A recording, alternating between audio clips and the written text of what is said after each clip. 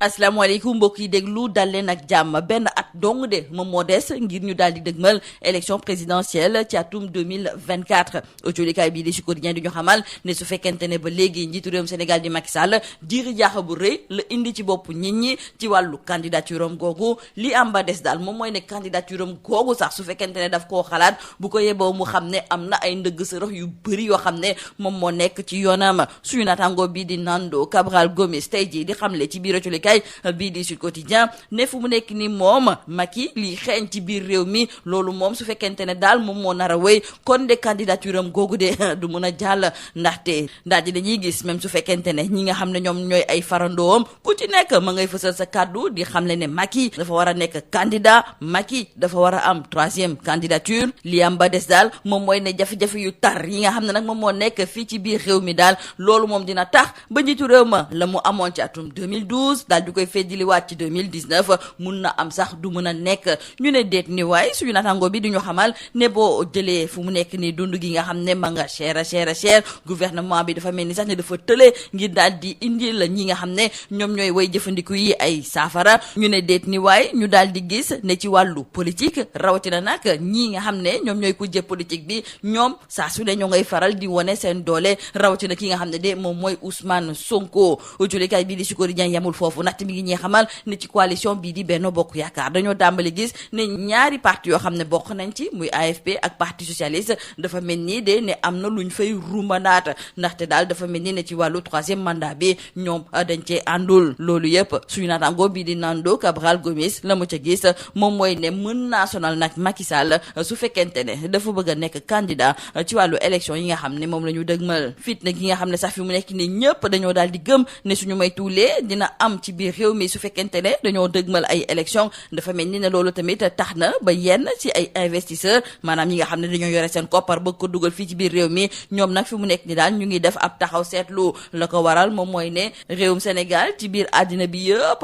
ñoom la ñu gëm moom mooy ne ci élection yi nga xam ne moom la ñu dëgmal suñu maytuulee moom fitna gu métti lañ cee fas yéene nemmeeku en tout cas ci li nga xam ne moom moo jublu ci affaire Ousmane Sonko Adji Sarr ci likaay bi di Les Échos moom moo ñuy xamal ne ci procès ba ñuy xaar ca chambre criminelle dafa mel ni ne député ya bokk ca Yewwi Askan Wi ñoom de bëgguñu kii nga xam ne de moom mooy Ousmane Sonko daal di ciy dem démb kan ki nga xam ne moom mooy Birame Souleye Diop moom mooy daal di xamle ne Ousmane Sonko moom dinañu mës a nekk ci ginnaawam te lépp loo xam ne kon mën nañu ko jàppale ba kenn du ko toroxal kenn du salfaañe lépp lu jublu ci wàllu ak yelleefam ñoom dinañ ci taxaw temm autolikaay bii di Tribune ginnaaw kàddu yooyu kon nga xam ne daal dinañu koy dégg ak tamit fan yi yëpp kàddu yi ñuy wax ne Ousmane Sonko fësal na ko ñi far ak moom tamit ñoo ngi koy faral di yëkkati moom dafa mel ni ne dafa gis ne kàddu yooyu kii di Xalif bu Medina Baye daf ci indi ay tontu ndaxte autolikaay bii di Tribune moom nee na daal kii di Cheikh Mahi Niass moom lépp lu jublu ci wàllu yee fitna bugg ko nag fii ci biir réew mi ci biir autolikaay bi di Les Échos suñu naataango yi duñu jottali ay kàddu Cheikh Mahi Ibrahima Niass nekk Xalif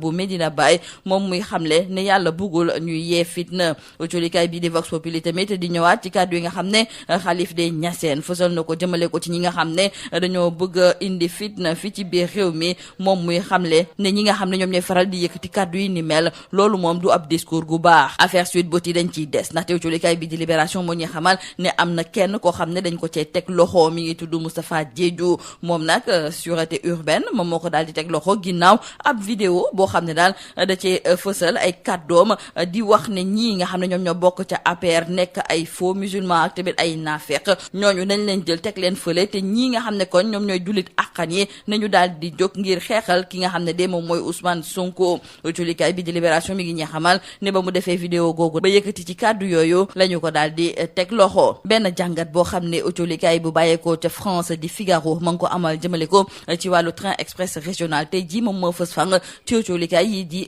Tribune ak Walf Quotidien Tribune di ñu xamal kon ne SNCF moom mooy doxal train bi fii ci biir Sénégal wante de contrat boobu na mu demee ak tamit ñaari directeurs généraux yi nga xam ne ñoom ñoo ko jiite woon te ñu fay leen ku ci nekk lu ëpp juróom fukki million loolu kon di firndeel ne yàkkum koppar gu takku la ñu nekkee ca train express régional autolikaay bi di Walf Quotidien ne kay waa SNCF di Société nationale des chemins de fer français ñoom dañu ngi bànneexu bu baax a baax fii nga xam ne moom mooy ci biir Sénégal ci wàllu train express régional ñu wax ak autolikaay bi di Le Soleil ci ay décoration yoo xam ne démb njiitu réewum Sénégal di Macky Sall moo ngi koy jébbal yenn ci ay agent yoo xam ne fii ci biir réew mi la ñu nekkoon doon fi def liggéey gu mucc ayib loolu moom moo tax ba démb ci lu tolloo ko juróom-ñaar fukk dignitaire daal dinañ leen tappal ay raaya ñenn ñi ñu daal di leen jox ordre national du Lion ñeneen ñi ordre du mérite ñeneen ñi ñu daal di leen jébbal ordre des grands officiers ña teewee woon te cérémonie bi culikaay bi di Le Soleil du ñu xamal ne bokk na ci jiite assemblée nationale ak ñenn ñu bokk ci biir gouvernement bi foofu la sax njiitu réew mi fësalee ay kàddoom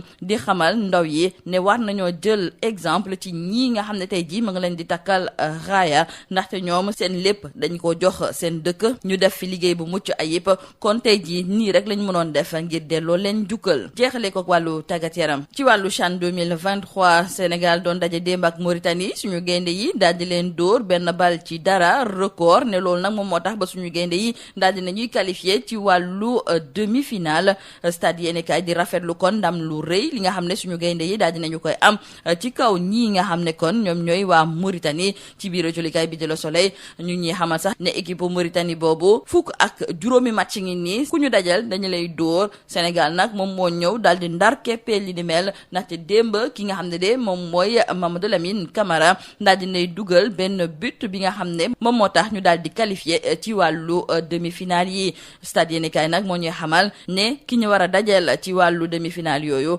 Madagascar lay doon wala boog Mozambique lii moo nekkoon mbokk jolikat yi li gën a fës ci biir jolikaay yi ñu leen di ñaanal njeextalu bës ak jàmm. Mesdames et messieurs, bonjour. À un an de la présidentielle de février 2024, c'est toujours le statu quo au sein du pouvoir en place. Le chef de l'État Macky Sall, nous disent nos confrères du journal Sud Quotidien, continue de maintenir le suspense autour d'une troisième candidature à la magistrature suprême que ses partisans continuent de défendre bec et ongle en multipliant des actions de légitimation sur le terrain. Cependant, il faut souligner avec nos confrères de Sud Quotidien que nonobstant ces multiples appels du pied de ses partisans, la candidature de l'actuel chef de l'État en 2024 est encore loin d'être un acquis. En effet, nous disent nos confrères, le contexte socio-économique marqué par des hausses généralisées des prix, d'inefficacité des politiques à redresser la barre avec comme consécutive une crispation des populations et de l'électorat ne tend pas à faciliter une autre candidature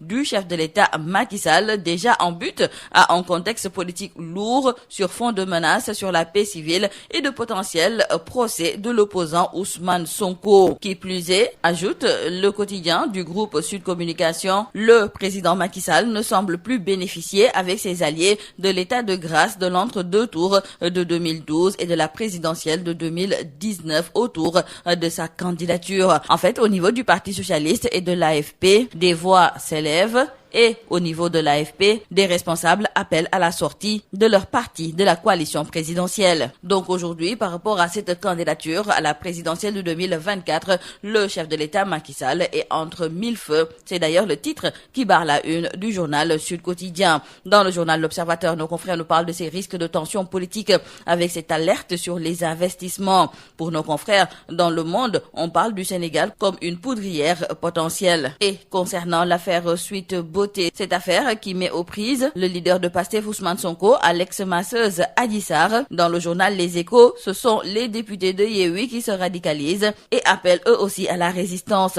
Pour Birame Souleye Diop, Ousmane Sonko ne sera pas plus loyal qu'eux. Et justement, concernant cet appel à la résistance, on nous signale dans le journal Tribune que le khalife de Medina Baye, Cheikh Mahi Niasse, bannit l'appel à la résistance. Dans le journal Les Échos, nos confrères nous rapportent les propos de Cheikh Mahi Ibrahima Niasse, le khalife de Medina Baye, qui avertit et déclare que Dieu a promis le châtiment à ceux qui prônent la violence. Nos confrères du journal Vox Populi nous parlent aussi de cet appel à la résistance qui est une menace sur la stabilité du pays, et le khalife des Niassènes met en garde les fossoyeurs de la paix. Selon lui, cultiver l'animosité, inciter les gens à mettre le feu à des maisons ou tuer leurs semblables ne sont pas de bons discours. Cette affaire Sweet Beauty a encore fait une victime, nous informent nos confrères de Libération qui écrivent que Moustapha Diédhiou a été arrêté par la sûreté urbaine. Dans une vidéo, il dénonçait les nafirs et les faux musulmans de l'APR avant d'appeler les vrais musulmans à sortir, se battre face à l'injustice que subit Ousmane Sonko.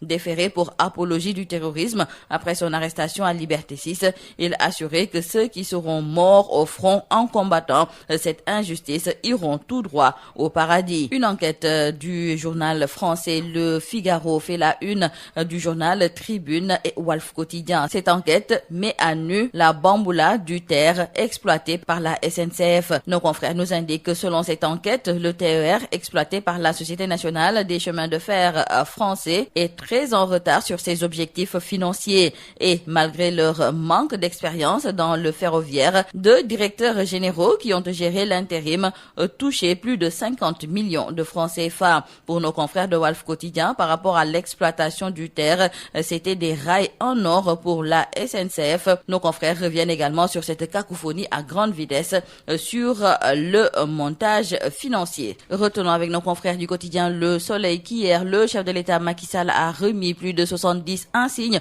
aux dignitaires de la République. Au titre de l'Ordre national du Lion, 12 agents ont été élevés au rang de Grand Croix contre 20 au rang de Grand Officier. Pour l'Ordre du Mérite, 16 ont été désignés pour les distinctions du Grand Croix contre 31 pour l'Ordre des Grands Officiers. C'était en présence du président de l'Assemblée nationale et des membres du gouvernement. Ainsi donc, le chef de l'État Macky Sall a aussi plaidé pour la promotion de l'excellence et la motivation chez les jeunes. Terminons par le sport. Les Lions s'offrent le carré d'as. Nos confrères de Record magnifient la victoire des Lions locaux qui se sont qualifiés en demi-finale en battant hier la Mauritanie. Pour nos confrères du quotidien du Sport Stade, les Lions l'ont fait. Pour le quotidien Le Soleil, l'équipe nationale locale du Sénégal a mis fin hier à la série d'invincibilité de 15 matchs de son homologue de la Mauritanie au terme d'une rencontre irrespirable jusqu'au bout. Mamadou Lamine Camara a inscrit l'unique but de la partie sur penalty à la 34e minute qui permet donc aux Lions locaux de se qualifier pour les demi-finales. Et maintenant, pour cette prochaine rencontre, ils auront soit le Madagascar ou le Mozambique. C'est tout à vos journaux et très bonne lecture.